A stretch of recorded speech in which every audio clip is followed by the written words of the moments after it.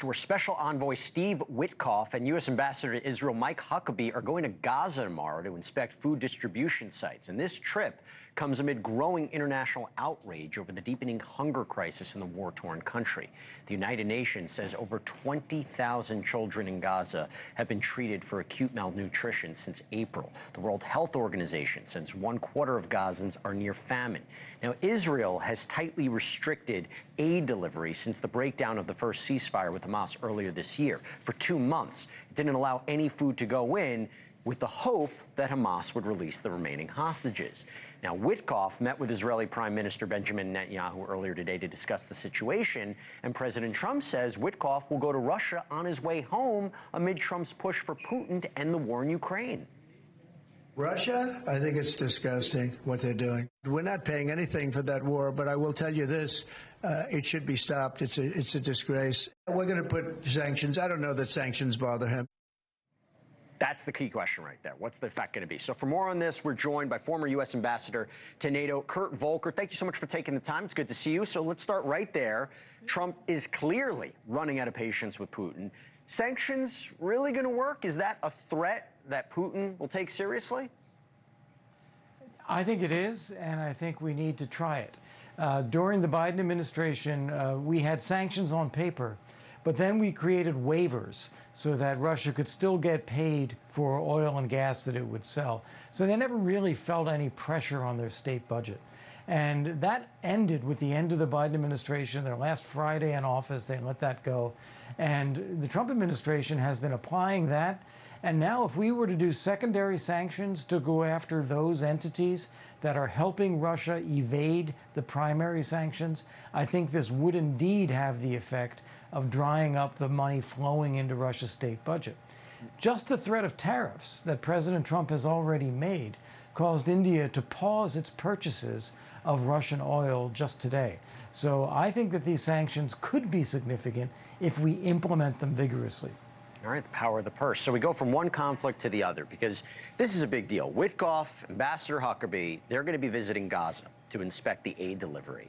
Is this going to help get aid distributed? It is. I think this is important because, you have a lot of people posturing both for protecting the Palestinians and getting aid through, and for making sure that Israel is able to eliminate Hamas and guarantee its future security. And in the middle of that, you have the Palestinian people who don't have an attachment to Hamas, but are nonetheless suffering. So getting some independent eyes in there from the U.S. government who can say to the Israelis, okay, this has got to happen, or can say to the international media, look, Israel has a plan, and we need to actually make this work. I think that kind of independent but American eyes on the ground is going to make a difference in making sure that aid gets to where it's supposed to get to. It's interesting because Israel right now is in a very tenuous position where they are losing support. At what point do you think that they may change course, or maybe I should say Netanyahu may change course based on the pressure, if it's from the Trump administration or another ally? Right. Well, when you say change course, I mean, that can mean any number of things. Right. I think that Israel is doing everything that it can right now to destroy Hamas. It does not want a situation where Hamas has any rule, any governance, any authority in Gaza or the West Bank in the future. So it is going after Hamas relentlessly. Now, the consequence of that is the humanitarian suffering that's going on in Gaza among the Palestinians right now is unacceptable. It has gone too far. So will Israel change course in terms of tactics, of what it allows, what it doesn't allow? Yes, I think so. I think it's doing this on a constant basis. Will it change course in terms of deciding that it must eliminate Hamas? I don't think so. After October 7th, I think Israel is now dead set on making sure Hamas can never do this again.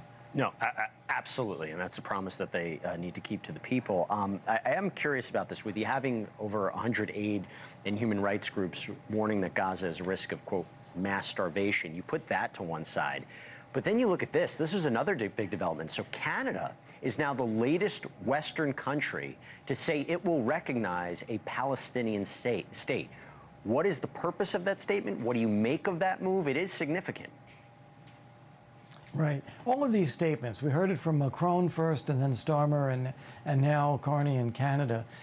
These are designed to put pressure on Israel to allow more humanitarian support to the Palestinian civilians.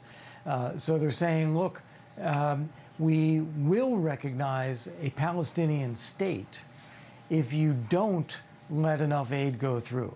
So it's a threat to Israel. The reality is that there isn't a Palestinian state.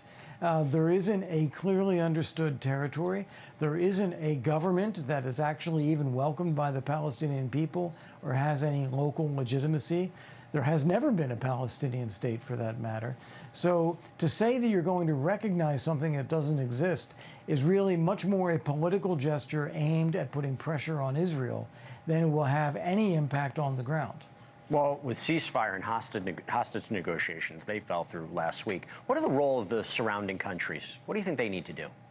Well, this is a very good point, because one thing is often overlooked when we see these terrible pictures out of Gaza and humanitarian suffering going on is that while that's happening, Hamas is continuing to hold hostages in order to put pressure on Israel, rather than releasing those hostages so that more aid could flow to the Palestinian people. So Hamas is holding these people by the throat, their own people by the throat. Now, as for neighboring countries, I think that there should be more openness to temporarily accepting Palestinians to come in to get food, to get water, to get safety, while Israel goes after Hamas. But not doing that, forcing the Palestinian people to be boxed into this very small area in Gaza, is actually increasing the civilian casualties that are going on. Kurt Vulkar, thanks so much. Appreciate you taking the time. Thank you for watching. Subscribe below and download our NewsNation app right now on your phone, and you will get fact-based, unbiased news for all Americans.